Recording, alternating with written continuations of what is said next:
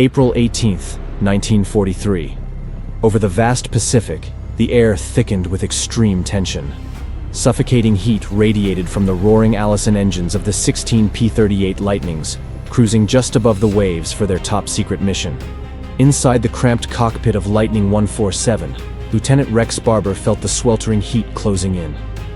Sweat poured in streaks from under his leather flight cap, stinging eyes that remained fixed on the distant horizon. This was no routine patrol. This was a high-stakes gamble codenamed Operation Vengeance. Their ultimate quarry was Admiral Isoroku Yamamoto, the mastermind behind the Pearl Harbor disaster, now dead in the sights of the American pilots. To the Americans, Yamamoto was more than a brilliant admiral.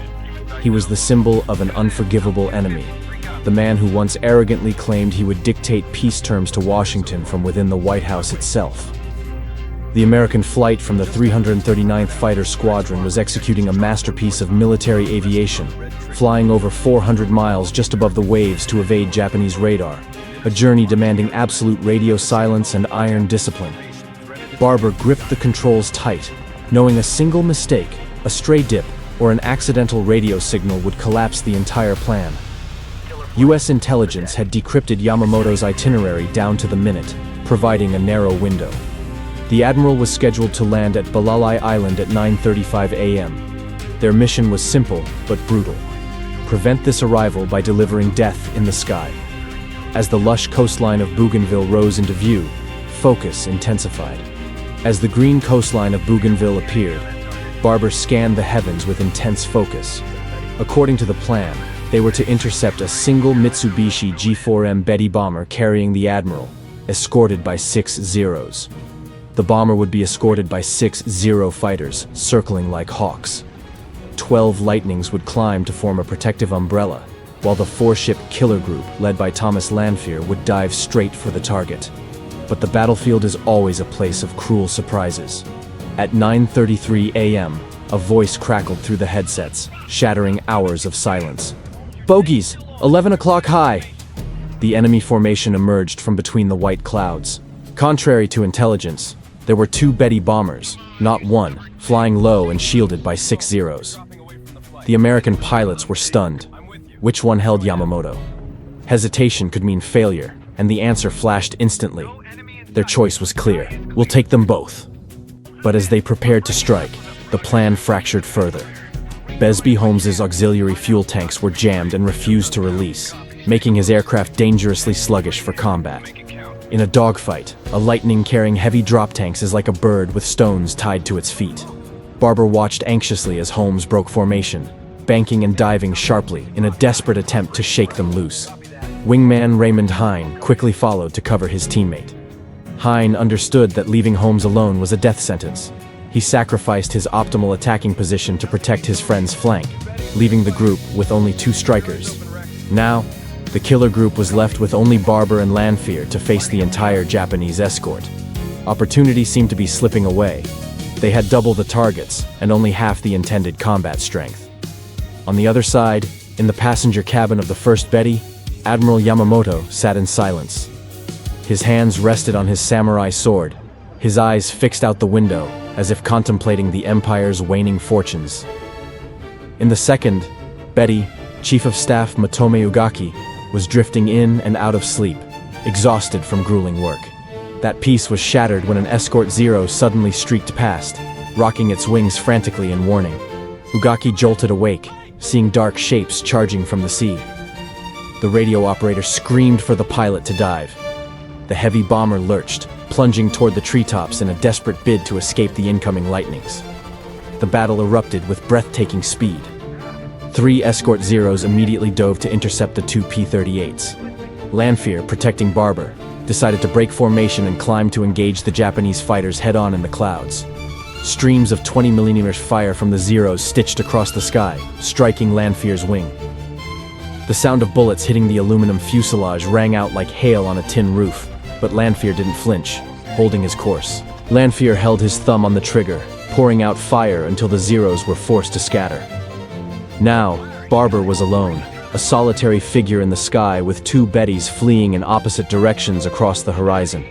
He chose the bomber heading toward the dense jungle and firewalled his throttles. But Barber wasn't alone for long. A Zero had caught up, latching onto his tail and opening fire with deadly precision. In that moment, a hunter's instinct took over. Barber suppressed the urge to break away for self-defense. He knew if he gave up now, Yamamoto would escape into the safety of the jungle. He focused his entire being on the massive bomber ahead, the Hamaki, as the Japanese called it, or the flying lighter to the Americans for its fatal tendency to ignite under machine gun fire. Barber squeezed the trigger. 4 50 caliber machine guns and a 20mm nose cannon roared in unison. The rounds shredded the Betty's fragile skin, and fire immediately erupted from the bomber's crippled engine. A spray of black oil coated the air. Barber did not stop, even as he felt his own P-38 shuddering from hits from behind. He was willing to trade his life to bring this target down. The Zero on his tail suddenly soared over his head, perhaps carried by too much speed. This gave Barber a few precious seconds. He adjusted his lead and fired again, slamming rounds into the left engine. Yamamoto's Betty performed a sickening, uncontrolled roll and plummeted straight into the emerald canopy of the jungle below. Barber nearly clipped its wing as he streaked past, followed by a dull, heavy explosion. Yamamoto was dead. However, the fight was not over. Barber immediately banked to find the second Betty. By now, he found himself surrounded by 3 other Zeros, firing relentlessly from multiple angles. They fired without stopping, forcing Barber into a deep dive toward the trees to find speed. The clatter of bullets striking his tail echoed in the cockpit, a constant reminder of how close death was. Just as hope faded, Barber saw the silhouettes of Holmes and Hine charging in. Tracers erupted from their aircraft, streaking directly toward the Zeros to drive them off Barber's tail in a heart-stopping rescue. The lightnings roared overhead, and in an instant, the sky became eerily quiet.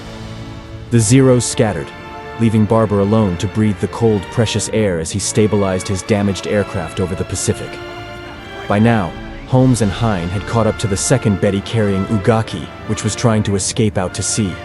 Holmes dove in, pouring a rain of lead into the giant target. Rex Barber, despite his damaged plane, did not hesitate to assist. He closed in on the Betty's tail and squeezed off his final rounds, hitting the fuel tanks and igniting a massive fireball. Barber flew through the explosion, flames licking his wings, but he emerged on the other side. Yet, true tragedy began to fall upon the American flight at the very moment they thought they had won. 3 Zeros dove from high above in an ambush. Raymond Hine, who had been devotedly flying cover for his comrades, became the most exposed target. A veteran Zero pilot locked onto Hine's tail. Barber and Holmes watched in horror as aluminum fragments tore away from Hine's right engine. White smoke, then thick black smoke, billowed from the Lightning, which had already taken multiple hits in the fight. "I'm hit! Engine's out!" Hine's voice crackled through the distorted radio waves. Those were the last words his comrades would ever hear from him, as his P-38 simply vanished into the mist and spray. When they touched down at Henderson Field, Barber climbed out of his cockpit, his body exhausted. He looked at the empty space in the parking lot where Hine's Lightning should have been, heavy with silence. At the site of the second crash, Matome Ugaki and 2 others were struggling amidst the burning wreckage. Ugaki was gravely injured, covered in blood, but had miraculously survived the catastrophic fireball over the water. Clinging to a piece of the wing, he looked toward the jungle where smoke from Yamamoto's plane was still rising, feeling an ultimate sense of shame for surviving while his supreme commander had perished. Yamamoto's death was a devastating psychological blow to all of Japan. A grand state funeral was held in Tokyo, with millions lining the streets to mourn the admiral they revered as a godlike figure. For Ugaki, the funeral only deepened his inner torment. He never forgave himself for surviving while Yamamoto lay in the jungle. For the remainder of the war, Ugaki fought like a man already dead inside. On August 15, 1945, when the Emperor announced the surrender, Ugaki chose his final path. Dressed in full uniform, he took the sword Yamamoto had given him and led a final kamikaze flight. He followed his friend, ending a chapter of history written in blood and tears. Raymond Hine never returned home. He was posthumously awarded the Navy Cross for his heroic sacrifice as a shield. Rex Barber, the man who directly pulled the trigger on Yamamoto, survived the war, but carried the ghosts of that April morning forever. He often spoke of Hein's bravery, not the kill itself. What remains of Operation Vengeance is not just history, but the memory of courage, sacrifice, and the lives lost in the deep forest and dark sea on a day when the Empire's sun began to set. In 2003, Rex Barber was officially credited with the kill by the Air Force.